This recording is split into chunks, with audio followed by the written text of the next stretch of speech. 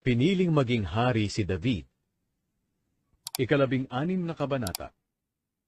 Nang panahong iyon, sinabi ng Panginoon kay Samuel, "Hanggang kailan ka magdadalamhati para kay Saul? Inayawan ko na siya bilang hari ng Israel. Ngayon, punuin mo ng langis ang iyong sisidlan na sungay, at pumunta ka kay Jesse sa Bethlehem. Pinili ko ang isa sa mga anak niya na maging bagong hari." Pero sinabi ni Samuel, "Paano ako makakapunta roon?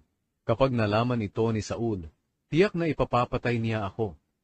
Sinabi ng Panginoon, "Magdala ka ng isang dumalagang baka sa Bethlehem, at sabihin mo sa mga tao na pumunta ka roon para maghandog sa Panginoon.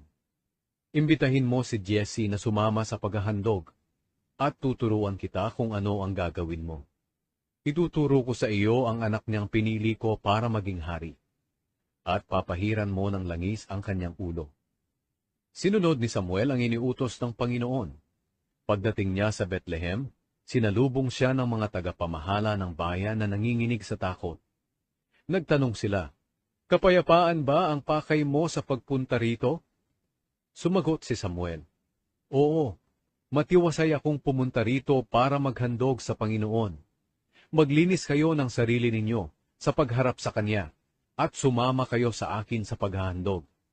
Pagkatapos, ginawa ni Samuel ang seremonya para linisin si Jesse at ang mga anak niya, at inanyayahan din sila sa paghahandog. Pagdating nila, nakita ni Samuel si Eliab, at naisip niya, siguradong siya na ang pinili ng Panginoon na maging hari. Pero sinabi ng Panginoon kay Samuel, "Huwag mong tingnan ang tangkad at ang kakisigan niya, dahil hindi siya ang pinili ko. Hindi ako tumitingin na gaya ng pagtingin ng tao.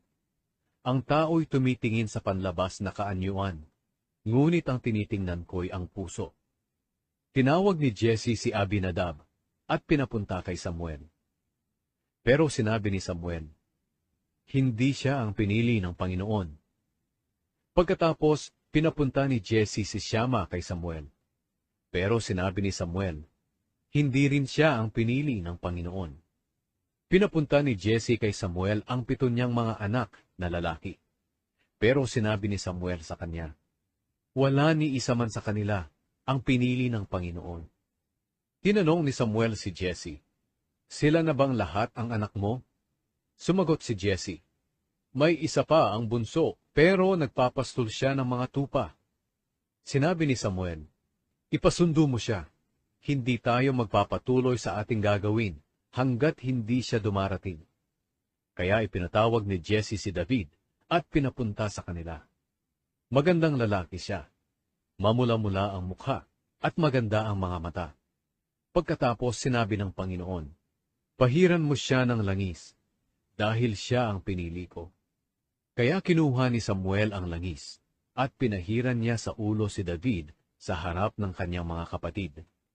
Simula ng araw na iyon, napuspos siya ng Espiritu ng Panginoon, at umuwi naman si Samuel sa Rama. Naglingkod si David kay Saul. Umalis kay Saul ang Espiritu ng Panginoon, at pinahirapan siya ng masamang espiritu na ipinadala ng Panginoon. Sinabi ng mga utusan ni Saul sa kanya, malinaw po na pinahihirapan kayo ng masamang espiritu na ipinadala ng Diyos.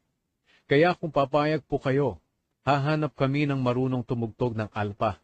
At tuwing pahihirapan kayo ng masamang espiritu na ipinadala ng Diyos, tutugtugan po niya kayo ng alpa at bubuti na ang pakiramdam ninyo. Sinabi ni Saul sa kanyang mga utusan, sige, humanap kayo ng taong marunong tumugtog ng alpa, at dalhin niyo siya sa akin. Sumagot ang isa sa kanyang mga utusan, nakita ko po na ang isa sa mga anak ni Jesse na taga Bethlehem ay magaling tumugtog ng alpa.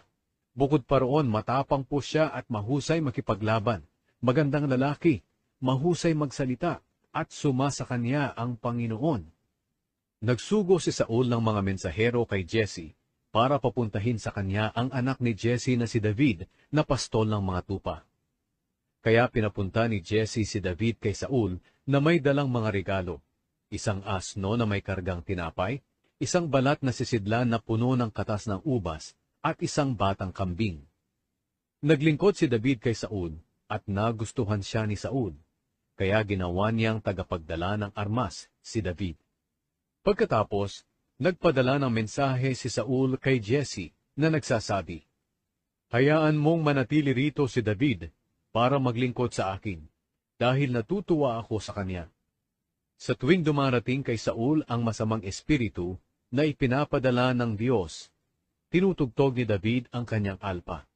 Pagkatapos, umaalis kay Saul ang masamang espiritu at bumubuti ang kanyang pakiramdam.